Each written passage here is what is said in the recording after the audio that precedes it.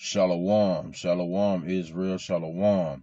It's your brother Joshua back with another quick coffee break, man, and a quick exhortation to warn brothers and sisters, man, not to live a beggar's life, man.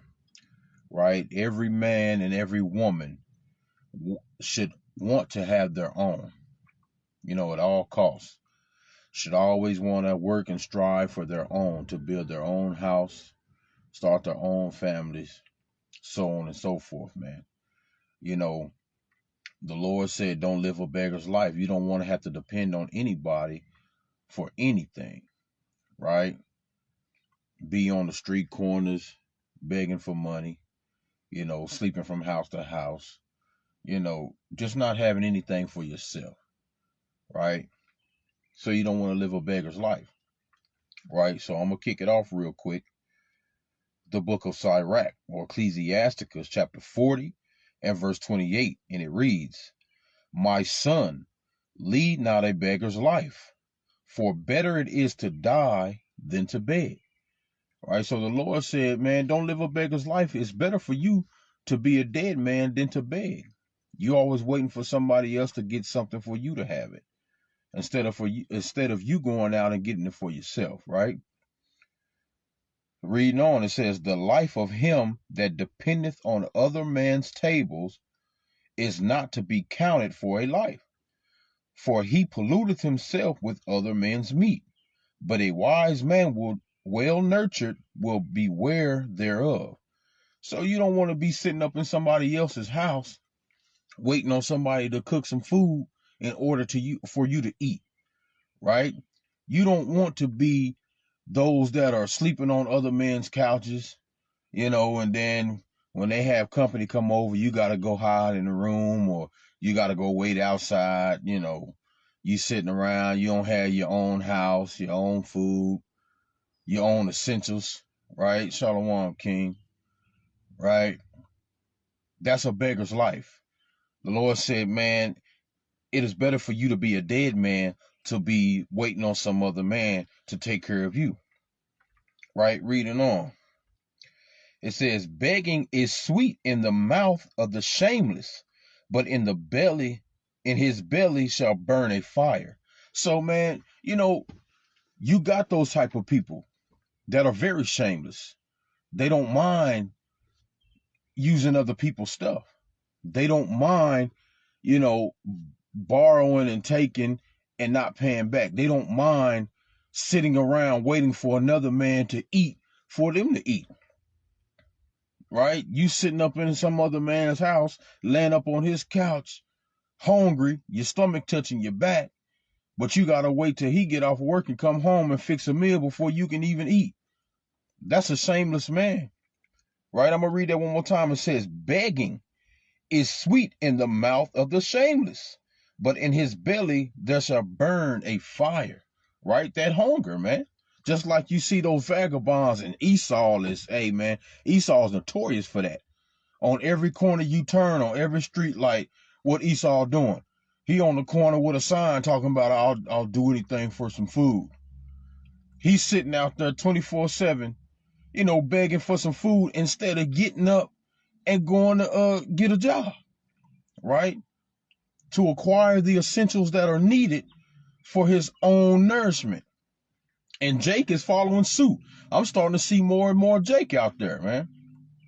Sitting out there, you got a whole lawn chair, you got an umbrella, and you sitting out there in 95-degree weather, sweating your body out, waiting for somebody to give you some change so you can go eat, instead of going and sitting for a couple of hours somewhere to go find a job or fill out an application. You waiting for somebody to hand you something, man. The Lord said that's a shameless man, and there's going to be a fire burning in your belly. Your stomach going to be touching your back. You ain't going to be nourished like you should. It's crazy. It's bad too, man. Hey, madness, right? So the Lord said, man, live not a beggar's life, man.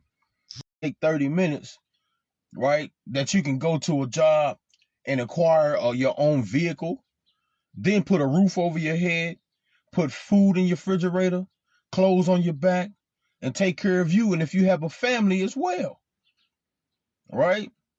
These are the things. Salakia, I don't know what happened to the video. We were trying to reconnect or something. But anyway, on Salakia, Satan trying to work his work, right? But back to it, right? I'm going to read that one more time. This is Sirach 18:33. It says, be not made a beggar by banqueting upon borrowing, when thou hast nothing in thy purse. For thou shalt lie in wait for thine own life and be talked on, right? Now you're going to become the talk of the town, right? The talk of your family.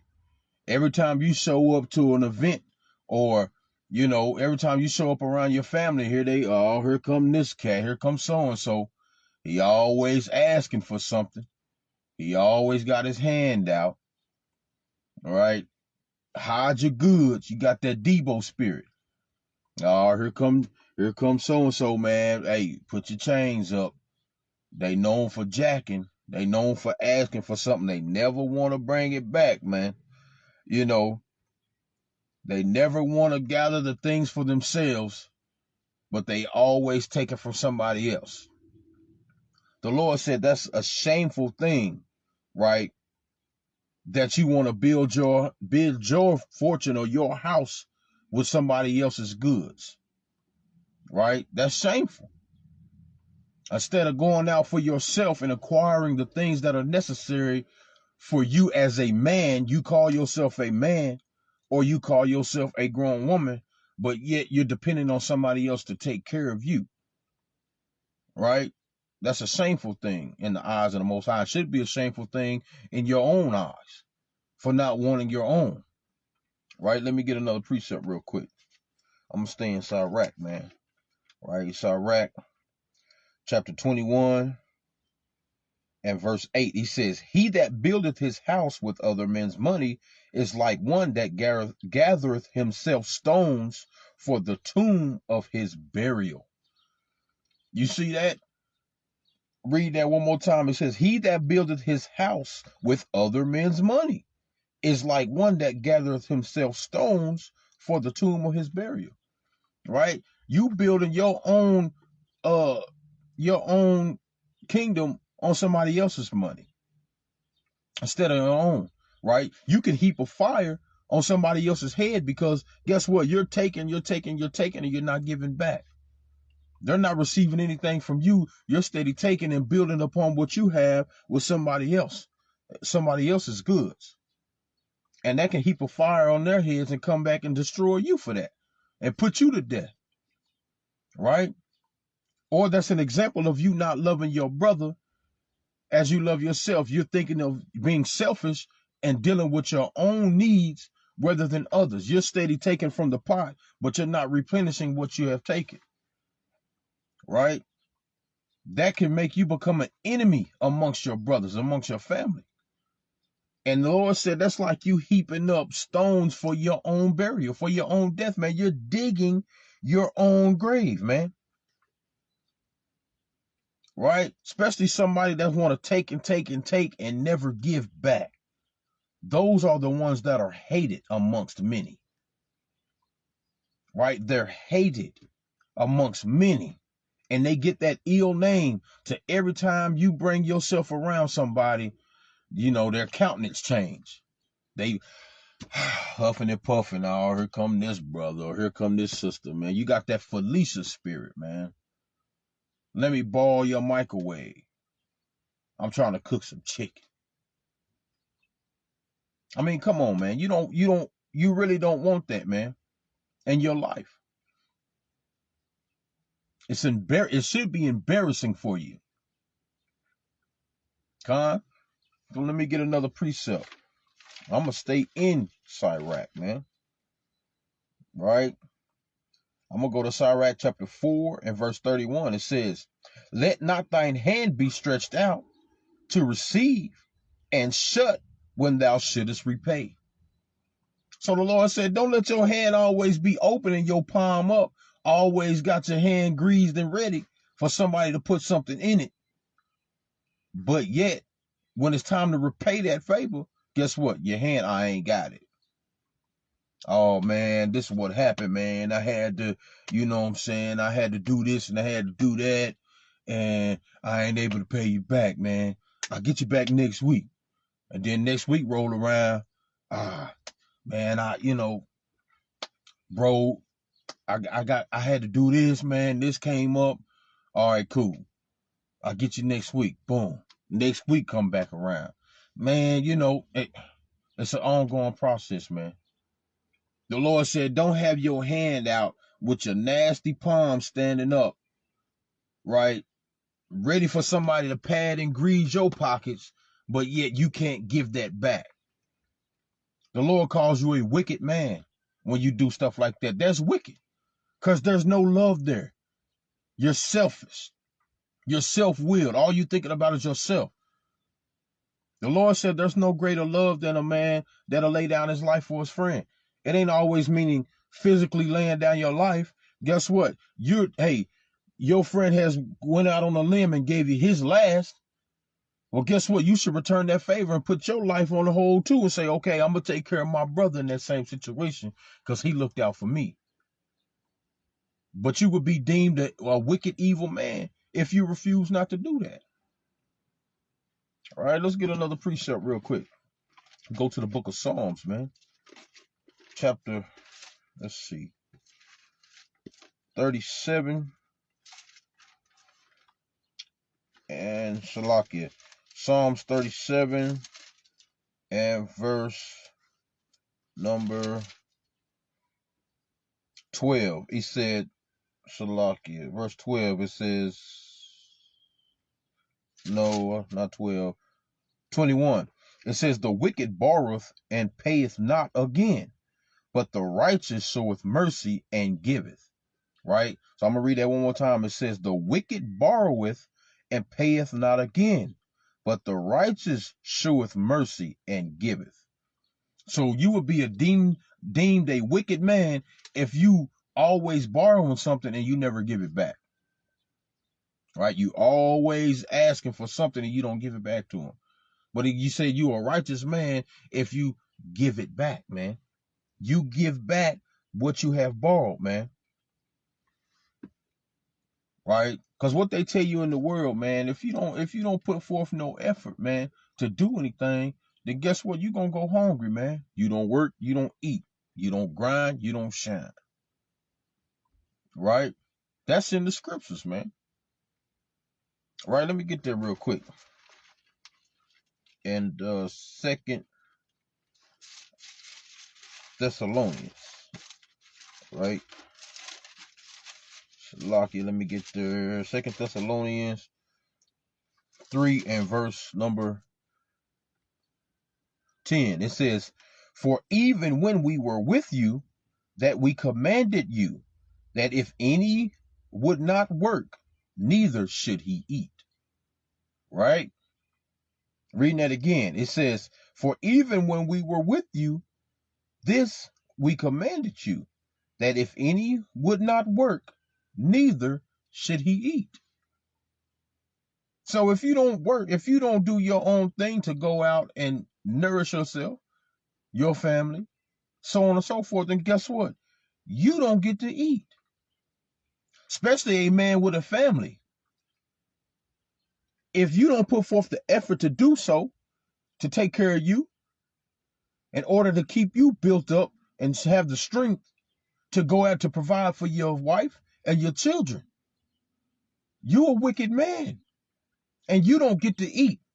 And then guess what? Your children and your wife don't get to eat. And you're held accountable to taking care and upholding and protecting your family. So if you don't do what you're supposed to be doing, then guess what? That trickles downhill. You don't not only destroy yourself, you destroy those that are underneath you, man. And the Lord says, guess what? You will be like one that doesn't believe in him. Because it was commanded for a man to be the head of the household, a leader, to provide for his own house, to take care of his. At many levels. Equipping them with the knowledge of the Most High, equipping them with physical nourishment, or feeding them with food, right? And providing for your family. He says you're an infidel. Right? That's in the book of 1 Timothy, right? 5 and verse 8. It says, but if any provide not for his own, and especially for those of his own household, have denied the faith and is worse than an infidel. Right? So if you do not provide for your own family, if you're not getting up and working, you just sitting around playing 2K all day, man. Like the brother say, cracking your toes, man. Right? Stretched out on the bed of ivory, eating up everything in the refrigerator till it's gone, eating up all the kids' snacks, man. And you ain't doing nothing. Your woman getting up every day, busting her behind, going out, getting the meat, and coming home and taking care of the household too. Then the Lord said, man, you're worse than an infidel. Which means, man, you are like one that does not even believe in the Most High, man. Why are you house shy? You don't believe in none of it, man. And the Lord says those that don't believe in the Most High, man, are condemned already. You're condemning yourself, brother, if you don't go out and you don't work and provide for your family. You're condemning yourself, sister, if you don't get up and go provide for yours. Right? We got to understand these things, man, that you're not supposed to be selfish and always think upon your own things and think upon others. It ain't always about me, give me, right? And I don't take care of you. Somebody that have done something for you and you refuse to take care of them. Right? Let me get another precept real quick. The book of Sirach, chapter 14. And I'm going to start at verse 1. It says, blessed is the man that hath not, no, I ain't even going to start there. Salaki, I'm going to go ahead and start there. It says, blessed is the man that have not slipped with his mouth and is not pricked with a multitude of sins. Blessed is he whose conscience has not condemned him and who is not fallen from the hope of the Lord. Riches are not comely for a niggard. And what should an envious man do with money? So a niggard is a selfish man, right? You always envious with money, man. You want something. You always got your eyes set up on something that you must have, and you heap it to yourself. But you refer not to do for yours out there, man. You refer not to take care of your family or those that have paid and greased your pockets with the money or the means to get it. Right? Reading on. It says, riches is not comely for a niggard, and what should an envious man do with money? He that regardeth by defrauding his own soul gathereth for others, and shall spend his goods riotously. Right? So you're going to go spend your money on foolishness anyway, man. You steady heaping up treasures on yourself, man, and you're just going to spoil your goods, man. Because you're not going to have any wisdom or understanding or knowledge how to deal with this, because you're always thinking of yourself. And when you're constantly thinking about yourself, there's no wisdom behind your thought. Okay? And it says, he that is evil to himself, to whom will he be good? He shall not take pleasure in his goods. So you evil to your own self. You out there spending on money, cars, clothes, drugs, all these things to please yourself, being wicked and evil to yourself. Who else you going to be good to? And that also can show the other person, to use wisdom to see how to deal with you, to stop dealing with you as such. I'm not going to give money to an evil man because I know what he's going to use it for. Right?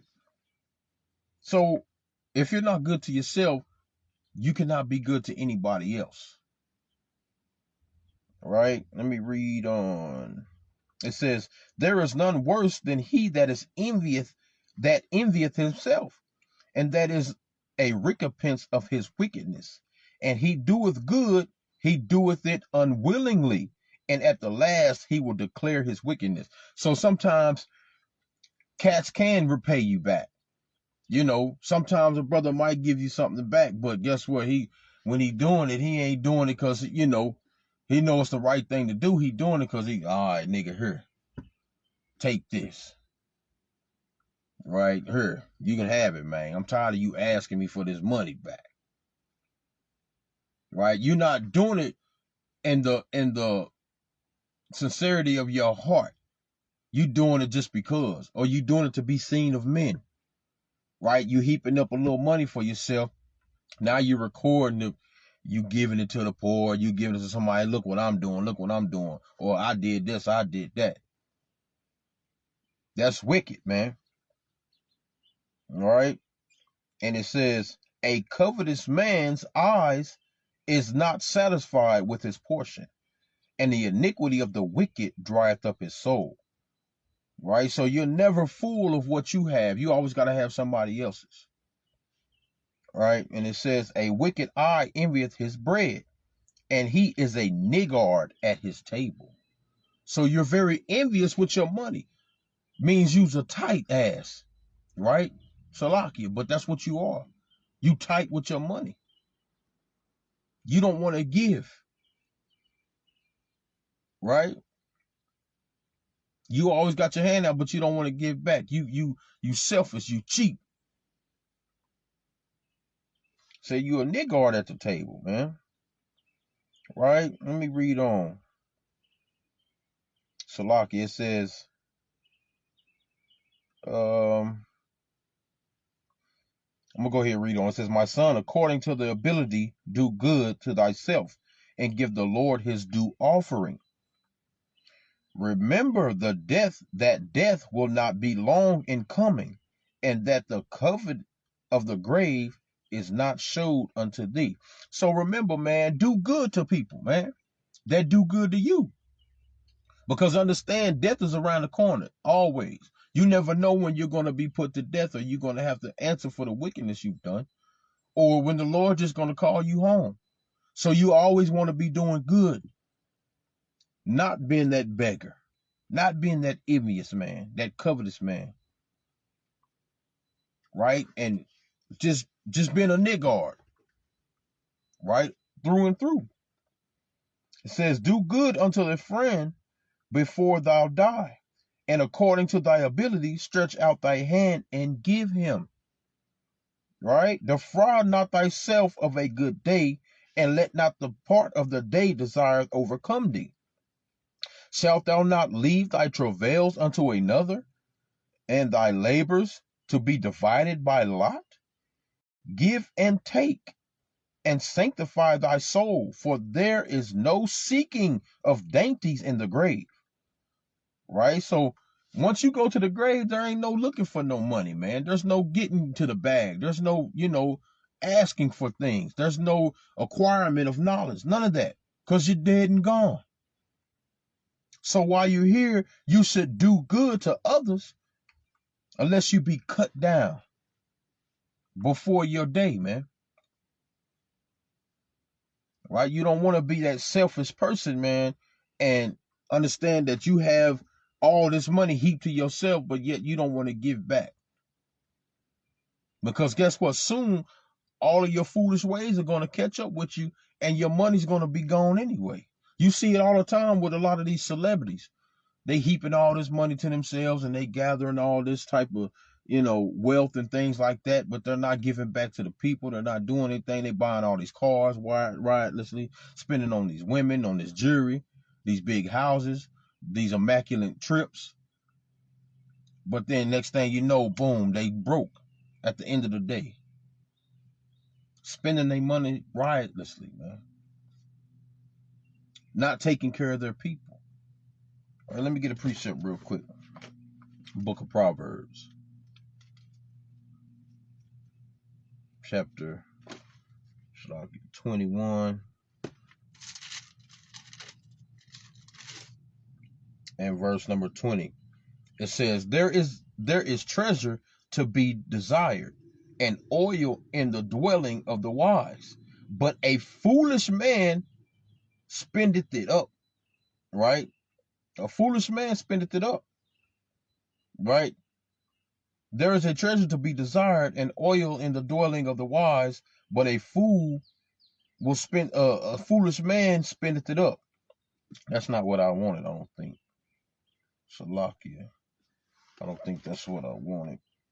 But nevertheless, that precept hit too, right? You want all the treasures, like wisdom and the physical money.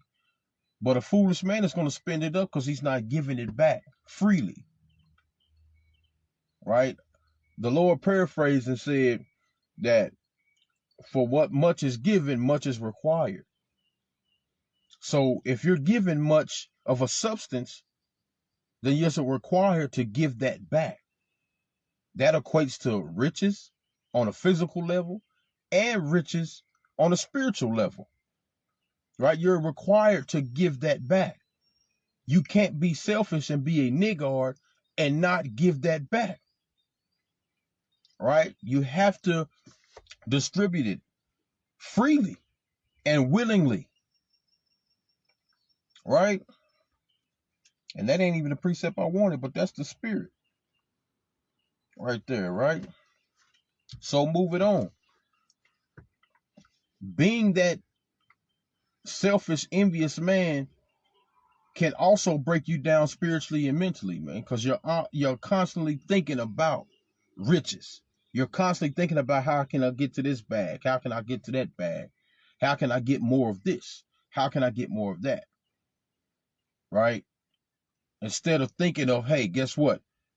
I need to distribute this back to those that have paved the way to give me the means to build me up.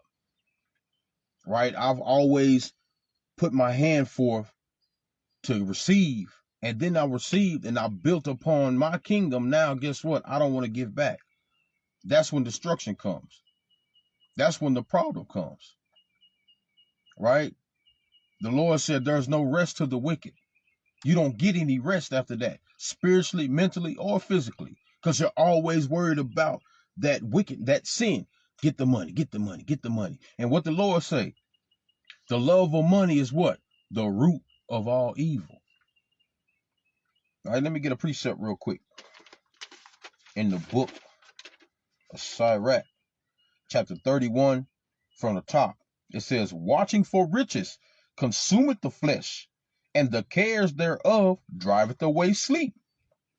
A riotous eater of money, of riches, in a sense, right? So now you're taking everybody's riches and everybody else's hard work, right, and hard-earned money, and that's wicked. And now you can't get any rest because that's always on your mind. The Lord has given you over to that. He made you a reprobate, and now that's all you're thinking about. He's giving you over to that because that's what you're giving your time to. It's taken from others and not giving back. Right? So the Lord then cast you here. Go ahead, you can have that. Now you can't get any sleep. Right? Reading on. It says, the poor laboreth in his poor estate, and when he leaveth off, he is still needy. He that loveth gold shall not be justified, and he that followeth corruption shall have enough thereof. Their destruction was present. It is a stumbling block unto them that sacrifice unto it, and every fool shall be taken therewith. Right? So trying to get to those riches and things like that, hey, guess what?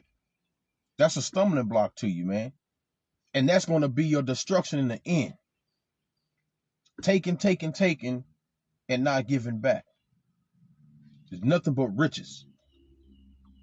Pad in your pockets. I need that. Can I borrow this? Can I have that? Right? That's going to be your destruction in the end.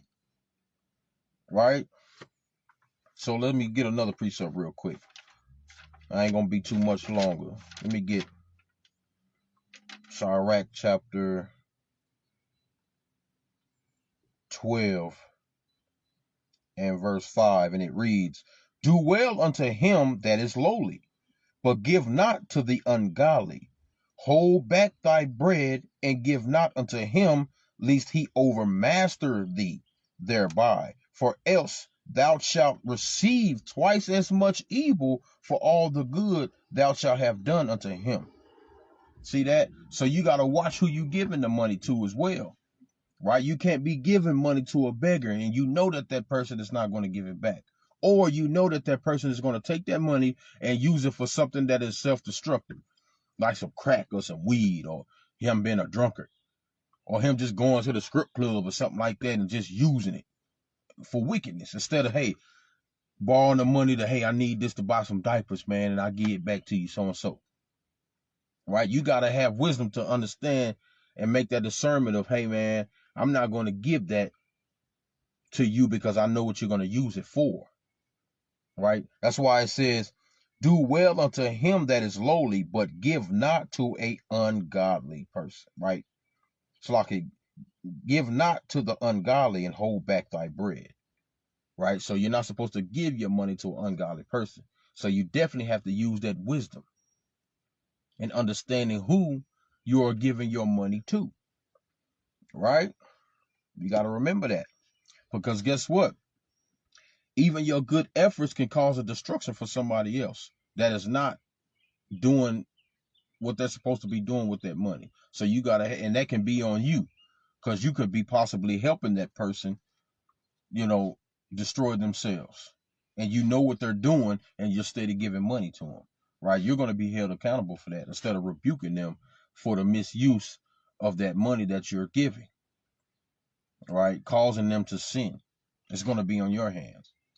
But when you do good to the lowly, you build up yourself for treasures in heaven.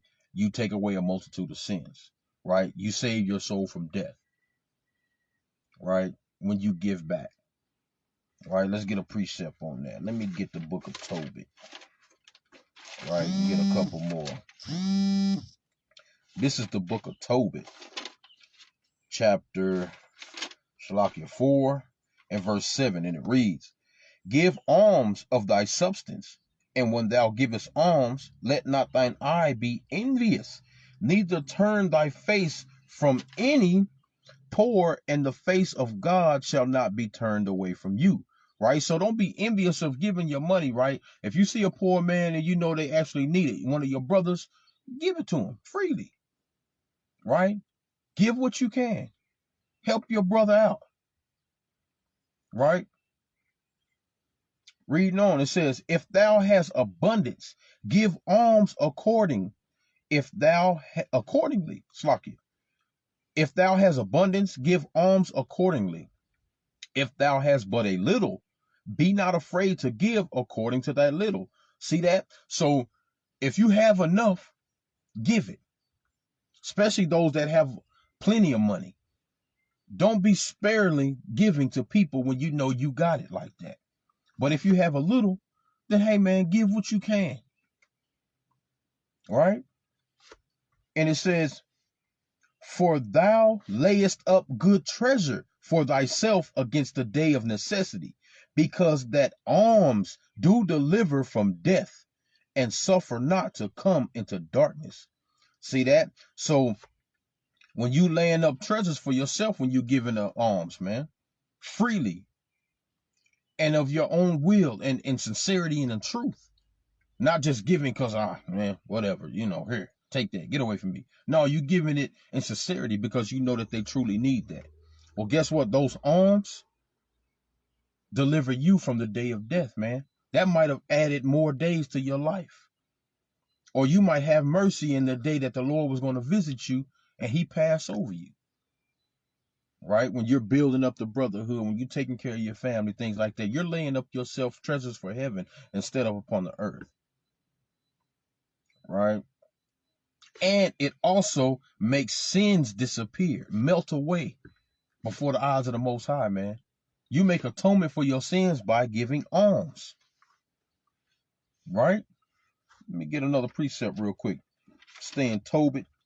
I'm going to get chapter 12 and verse 9, and it reads, for alms do deliver from death, and shall purge away all sin.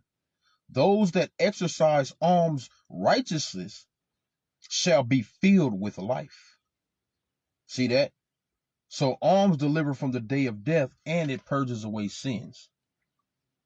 right? So that's a beautiful thing in the eyes when you're giving, in the eyes of the Most High, when you're giving freely and you're loving your neighbor as yourself. You're not being, a niggard with your money. You're not being selfish with those things. You're not giving to an ungodly man as well, but to those that in need and that are in righteousness' sake, right? Right. So as a man or as a woman of the Lord, you want to have your own. You want to build upon your own kingdom. You want to be proud and you want to be what's the word I'm trying to find? I guess I can use proud. You want to be proud of your achievements and the things that you've done in your life for yourself, right? You want to be proud of everything that you've done to build up your own as well as your family, instead of living on another man's table, taking his meats, right? And everything that he has and building up yours from another man's table in another man's pocket. All right, let me get a precept in Galatians real quick. I'm going to get two more and I'm going to shut it down. This is the book of Galatians, chapter 6, and verse 4. It says, "But let every man prove his own work, and then shall he have rejoicing in himself alone, and not in another.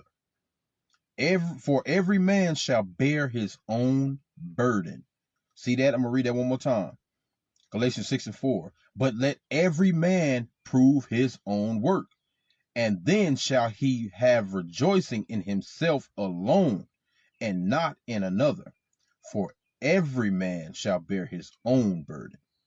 Right? See that? So you want to have rejoicing in your own work, man, and your own achievements, your own efforts, working with the sweat of your own brow and receiving your just due. That's what you want to be proud of, man. And that's when you're blessed. Right? Let me get one more precept and I'm going to shut it down. Right? This is the book of Psalms, chapter 128. Right? Psalms 128 and verse number. Salaki, let me get there real quick. 128 and verse number 1. And it reads, "Blessed is every one that feareth the Lord and walketh in his ways. For thou shalt eat the labor of thine hands. Happy shalt thou be, and it shall be well with thee. Thy wife shall be as a fruitful vine by the sides of thine house. Thy children like olive plants round about thy table." Right? "Behold, that thus shall," like I'll stop right there. So it says, "Blessed is the man that feareth the Lord and walketh in his own way, and thou shalt eat the labor of thine hands." Right? So when you're walking in the ways of the Most High, man, you're going to eat the labor of your own hands, right? By taking care of your own family, taking care of your wife, your children, right? Doing the things pleasing to the eyes of the Most High, not living and depending on another man to build you up by padding your pockets with their money, by being selfish and being a niggard at your table. Don't